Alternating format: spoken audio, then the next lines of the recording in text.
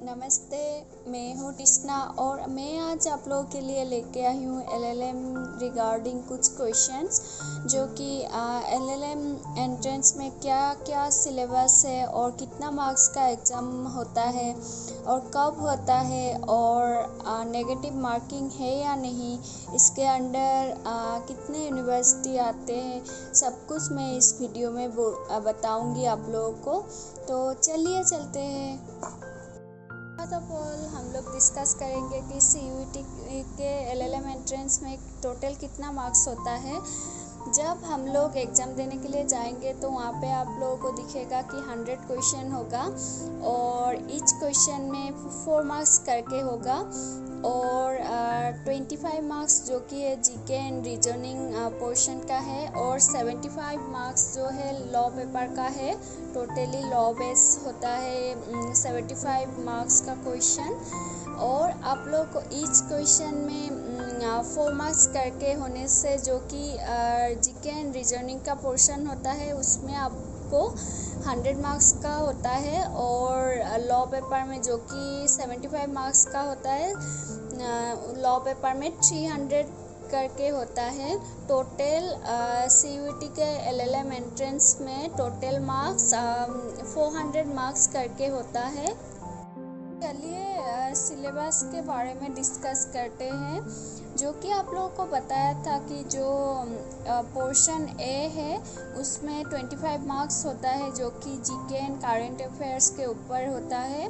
तो चलिए सिलेबस देखते हैं। जो कि language comprehension, verbal ability, general awareness, mathematical, quantitative ability and analytical skill से ये सिलेबस होता है जीके एंड रीजनिंग के लिए।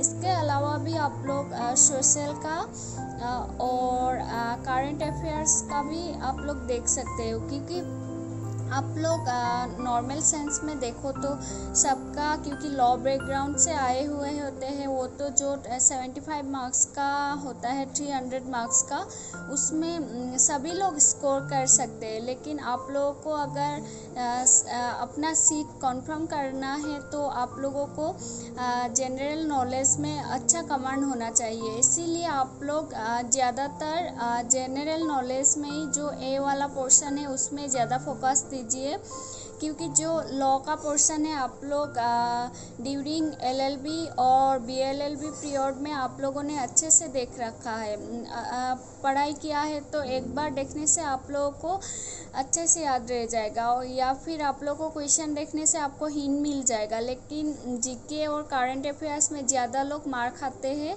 इसीलिए आप लोगों को मैं कहना चाहती हूँ कि आप लोग ज़्यादा फोकस ए पोर्शन में दीजिए, जो कि GK, current affairs, comprehension skill, उस सब में 25 मार्क्स जो है 100 मार्क्स का, टोटल 100 मार्क्स का, उसमें फोकस दीजिए।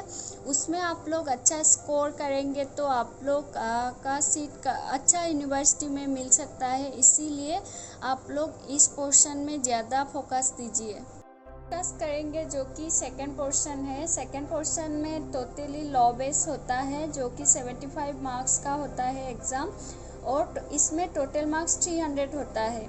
इसमें आप लोगों को देखने को मिलेगा कि बहुत सारे स्टूडेंट इसमें अच्छा स्कोर कर लेते हैं, लेकिन वो लोग पोर्शन ए में ज़्यादा स्कोर कर नहीं पाते। तो आप लोगों को मैं कहना चाहती हूँ कि आप लोग इसका फ़ायदा उठा सकते हो।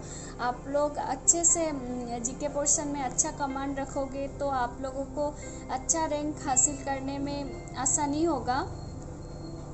आप लोगों को लॉ के पेपर के लिए जो कि आप लोगों ने ड्यूरिंग एलएलबी और बीएलएलबी पीरियड में जो भी लॉ पेपर पढ़ा है उसी से क्वेश्चन आएगा, जैसे कि constitution law, contract, tort, family law, Hindu law, Mohammedan law, contract two, then land law of Assam, company law, banking law, evidence, CPC, IPC, CrPC, jurisprudence, international law, banking law, environmental law, international law, labour law, वही सब मिलेगा आप लोगों को। IT, constitution के लिए आप लोगों को ये BR एक्ट फॉलो करने के लिए कहना चाहती हूँ। आप लोगों को इस BR एक्ट के ज़रिए कॉन्स्टिट्यूशन के जो आर्टिकल है उसे याद करने में आसानी होता है। और कॉन्स्टिट्यूशन के लिए आप लोग सबसे पहले जो 12th शेड्यूल है उसे अच्छे से रीड कर लीजिए। और कॉन्स्टिट्यूशन का जो पोर्शन है जैसे citizenship, fundamental right, fundamental duties, DPSP, amendment, emergency provision, जो कुछ भी है कहाँ से बोरोड किया गया है वो अच्छे से देख लीजिए। और उसके बाद आप लोग जो आर्टिकल्स है इम्पोर्टेंट आर्टिकल वो अच्छे से देख लीजिए, क्योंकि CUET का जो एंट्रेंस है उसमें से डायरेक्ट टू डायरेक्ट ये सेंटेंस कौन सा आर्टिकल में रिलेट करता है वैसा उठा के दे देता है। जैसे कि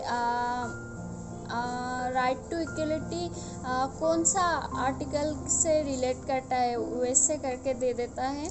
तो आप लोग कॉन्स्टिट्यूशन का एक एक आर्टिकल अच्छे से डीपली देख लीजिए। और इसके अलावा भी आप लोग जो आर्टिकल में आप लोगों को ड्यूरिंग LLB पीरियड में केस लॉ था वो भी अच्छे से देख लीजिए, क्योंकि वो आप लोगों ने ऑलमोस्ट जब आप लोग यूनिवर्सिटी का आंसर लिख रहे थे तो आप लोगों ने ऑब्वियसली केस लॉ तो मेंशन किया ही होगा और आप लोगों को एक बार देखने से हो ही जाता है।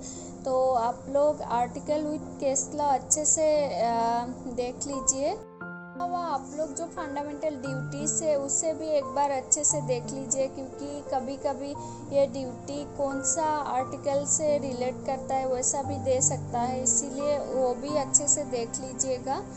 और parliament, amendment, president, vice president वो सब भी अच्छे से देख लीजिए, क्योंकि ये सब तो कॉन्स्टिट्यूशन का ही पार्ट है।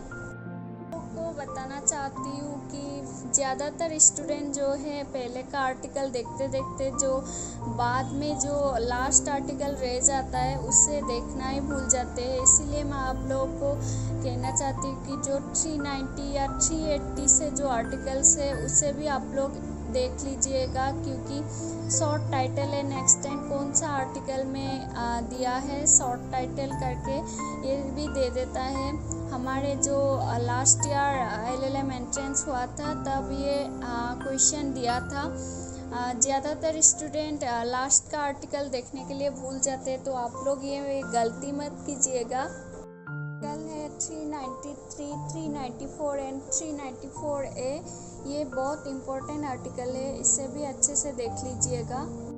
जो कि प्रोसीड्यूरल लॉ है जैसे IPC, CRPC, CPC, evidence law, इस सब का आप लोग जब देखोगे सेक्शन के साथ आप लोग जो चैप्टर है आप लोग उससे भी अच्छे से देख लीजिएगा, क्योंकि ज़्यादातर एंट्रेंस में इतना सेक्शन से इतना सेक्शन तक और चैप्टर इसमें डिफाइन किया गया है। जैसे कि सामन्स इतना सेक्शन से इतना सेक्शन तक और इतना चैप्टर में डील करता है, आप लोगों को उसमें से चूज़ करना होता है।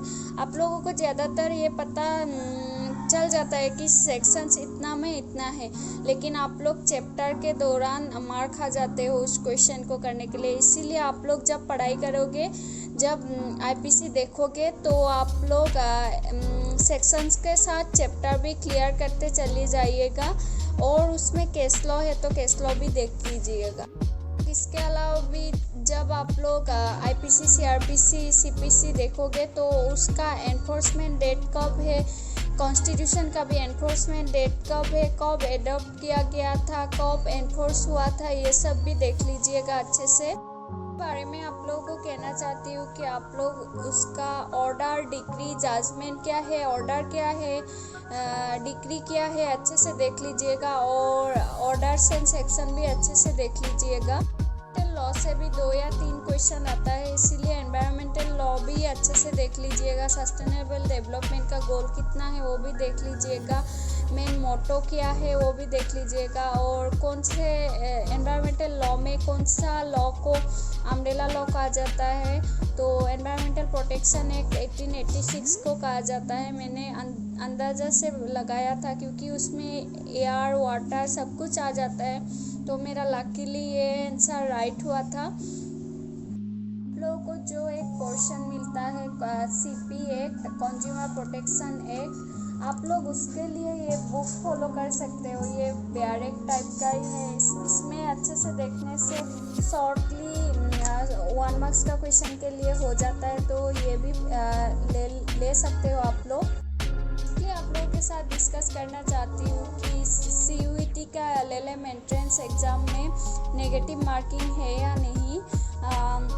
येस ऑफ कोर्स, CUET का LLM एंट्रेंस एग्ज़ाम में 1 क्वेश्चन आप लोगों ने रॉन्ग कर दिया तो 1 मार्क्स चला जाएगा।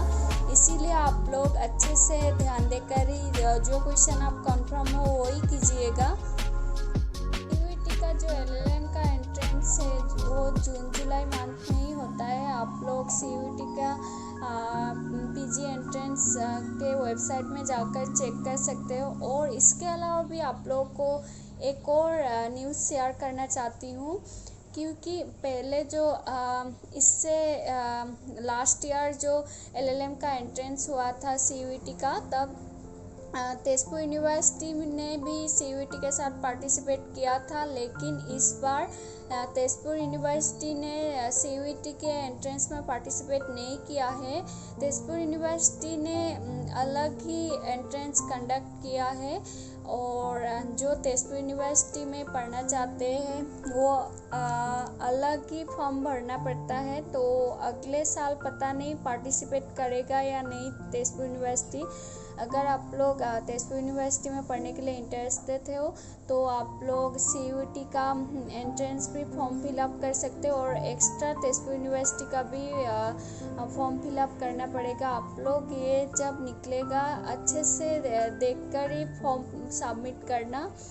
यही आप लोगों के साथ शेयर करना था। करती हूँ कि आप लोगों को ये वीडियो हेल्पफुल हुआ होगा। अगर आप लोगों को इस वीडियो ने ड्यूरिंग LLM एंट्रेंस प्रिपरेशन के दौरान आप लोगों को कुछ भी हेल्प किया हो तो आप लोग कमेंट कीजिएगा, और मेरे चैनल को लाइक, शेयर एंड सब्सक्राइब करना मत भूलिएगा। और आप लोगों से रिक्वेस्ट करना चाहती हूँ कि आप लोगों को ड्यूरिंग LLM एंट्रेंस प्रिपरेशन के दौरान जो भी मुझसे हेल्प चाहिए आप लोग कमेंट कर सकते हो। अगर आप लोगों को प्रिपरेशन के बारे में पूछना हो और क्वेश्चन चाहिए हो और किस बुक को फॉलो कर सकते हो, ये सब आप लोग कमेंट में लिख सकते हो। अकॉर्डिंग टू योर कमेंट में एक और वीडियो बनाऊंगी और आप लोगों का क्वेश्चंस का सॉल्व करने के लिए कोशिश करूंगी। तो आज आप लोगों से इसी में ही विदा लेती हूँ। Bye bye.